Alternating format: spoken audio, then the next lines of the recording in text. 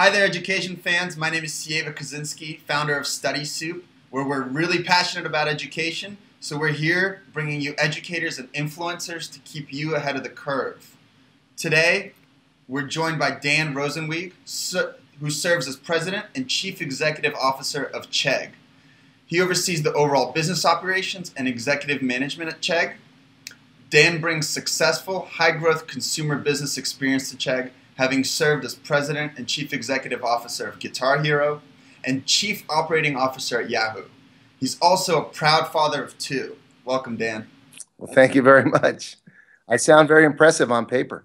Hey, it sounds great. I love to have you here. Our listeners are going to be very happy. So let's jump right into it. You have some personal ties to the education space. Tell us a little bit about how you ended up where you are today at Chegg. Sure. Well, my ties, as you mentioned them, is my mom was a public school teacher for 39 years, and my wife's mother was the secretary to the guidance counselors at the high school we both went to.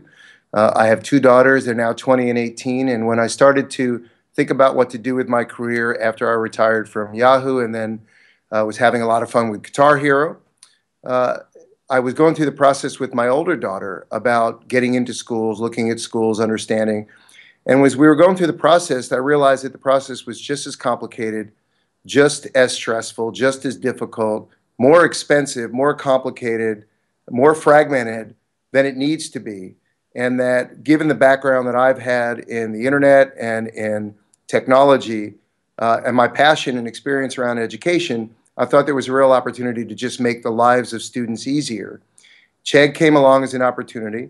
The first thing that it did was it changed the business model to let students rent textbooks rather than buy them. And last year we saved students nearly $450 million on the cost of textbooks alone.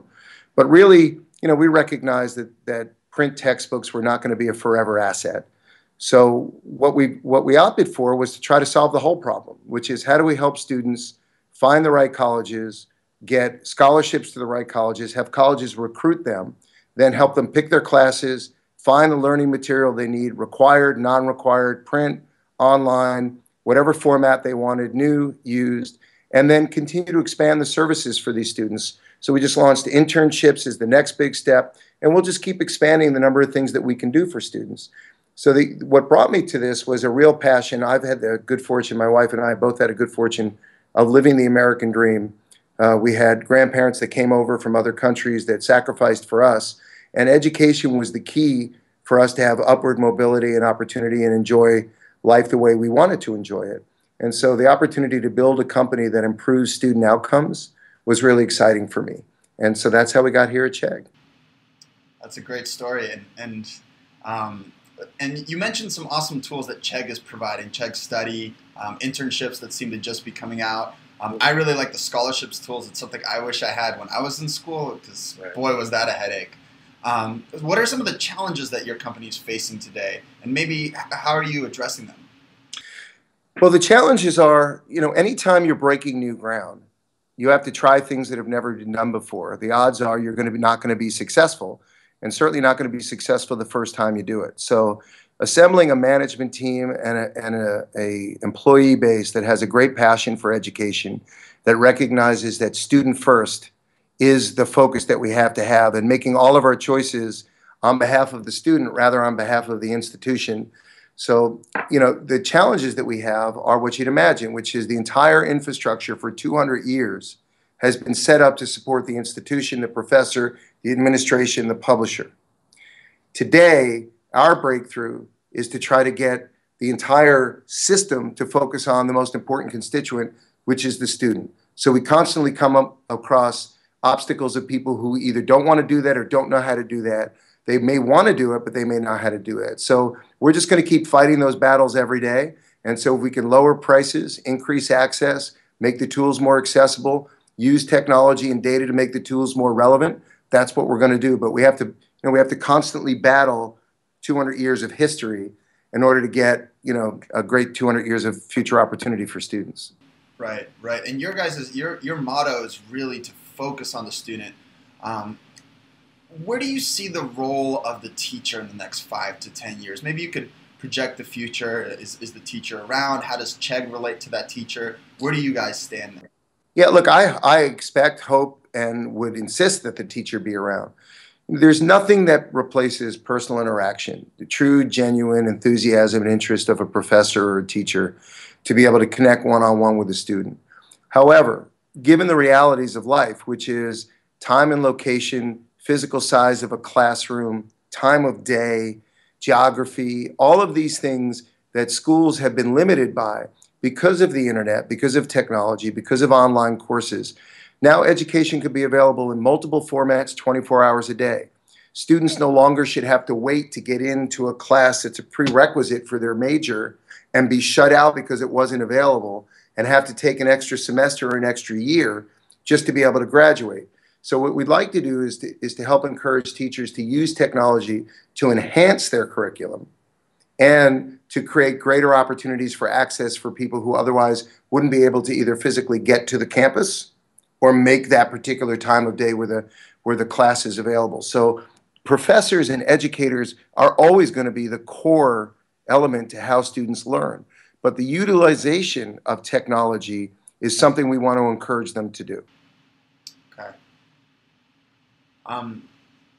What are some of the secrets, I guess, behind growing a successful business in ed tech? I know you joined Chegg a couple years back. You guys have been making a massive shift towards technology. A lot of our viewers are both teachers as well as ed tech startups. Maybe you have some insight for us. It ain't easy. That's the most important insight. Look, you know, I have a mentor who comes from the world of education. His name is Bill Campbell, and anybody can search on Bill Campbell. And Bill mentors the Google guys. He was Steve Jobs' closest friend, sits on the Apple board. He's chairman of Columbia, but he's a former football player and a football coach. And you know, the key messages that he continues to bring to myself and my team is don't do anything unless you're committed to it. So if you want to build a company and you want to build a startup, you're going to have more bad days than good days to start because it's complicated. If it were easy, 90% of startups wouldn't fail. But if you believe in what you're doing and you have great passion for it, you've got to be able to put aside the naysayers, put aside the bad days, and you got to continue to say, I don't know what the right path is day to day, but I do know the outcome that we desire is the outcome that we need. And so you continue to fight through all the obstacles, all the questions, and at some point you hit this moment where people start to support what you do and believe in what you do. But the reality is when you're doing something that hasn't been done before, most people you ask about it are going to tell you why it won't work. But the brilliance of founders is that it doesn't matter what anybody else says. It matters what you believe. So if you believe in what you're doing and you fully commit to it, you have a much greater chance of success. That's very inspirational for ed tech entrepreneurs like myself. Go out and get it, guys. Stay focused. Love Exactly. what you do. Stay focused. Screw the naysayers. Just keep executing. Last question for you, Dan. I know you're a busy guy. I just want to know, what are you most excited about your business? What's keeping you up at night? And what's making you chug along and win in ed tech? Well, you know, my old boss used to have a line, which is when they'd say, what keeps you up at night? He'd say two things: the thought of going to jail and a really good party. So in my case, you know, this might seem a little Pollyannish, but what keeps me up at night is that the opportunity is so big. And more importantly, it's so important. When we have 15% of the U.S. population is in higher education every year, when we have 50% of students saying that they wish they had picked a different major or a different school, percent unemployment of college students, or 40% underemployment, 30% of all students transfer, we know we can make better outcomes. We know we can get higher graduation rates, more skills-based training, better outcomes for students in terms of following the passions, the interests that they want in life, professionally and personally. And so what keeps us up at night is we think we can make a difference in improving outcomes of students picking better schools for them, picking better classes for them, lowering the cost, and then making better choices, getting skills-based training, and getting jobs and careers that make them positive contributors to society, which is really all anybody wants. And so for me, what keeps me up is the thought that if we don't succeed, then something something good won't happen for this country that needs to happen. And our team believes that we're making an impact. And we believe there's nobody better to invest in than the future of the country, which are students. And we love them and we care about them. And we have 21 interns that work here every summer. And so the more that we can do for the students, the happier we feel. And so we worry every day, are we still focused on the student and student first? So that's what keeps me up. That's a powerful message, Dan, and you certainly are inspirational to myself, and I'm sure lots of other EdTech entrepreneurs out there. Thank you so much for taking time to talk with us today, and have a great day. Wonderful. Great to see you again, and come back and visit the office when you can. Will do. Bye, Dan. Take care.